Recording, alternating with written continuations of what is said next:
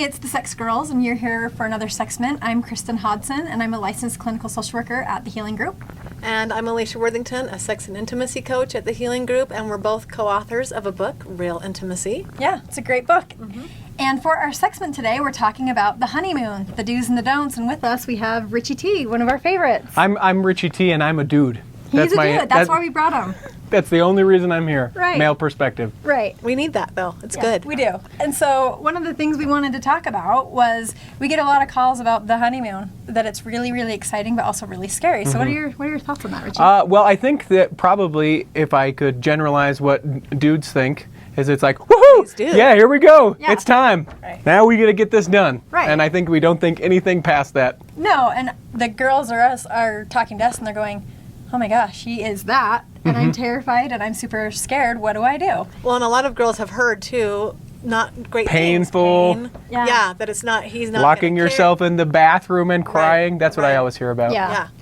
So we go into these honeymoons thinking, oh my gosh, and we're not really doing a lot of talking. It's like, we're just going to go from getting married to, okay, here we are in the bedroom now. What do we do? Do we have to do this? And there's kind of an unspoken expectation of what's going to happen. Sure. And they're both coming to the bed, not the table so much. Yeah. With different things that they want to have happen. So let's talk proactive then. How can we avoid having a kind of night on our honeymoon? Yeah. So the first thing is to have the conversation. Honestly, just talk about it. And while it might be awkward, You're going to have lots of awkward conversations Yeah. for the rest of your marriage. start off with having the hard conversation. Sweetheart, we're gonna have that's what I feel like in some cases it probably is Right. gonna be. We're gonna because we're gonna have this and that. that thing. So really, it just has to be, honey, let's talk about having sex on our honeymoon. And what do you think about what do you think's going to happen? What do I want to have happen? And what do we want to have happen? Yeah, because the important thing is if you can set a foundation of trust now, early on in the marriage, you can have a lot more sex later on. That sounds good for gentlemen. That's right. And for ladies. Because that's the big thing is Hollywood society tells us we have to have sex on our honeymoon and that we're going to know how to do it and it's going to work out this way.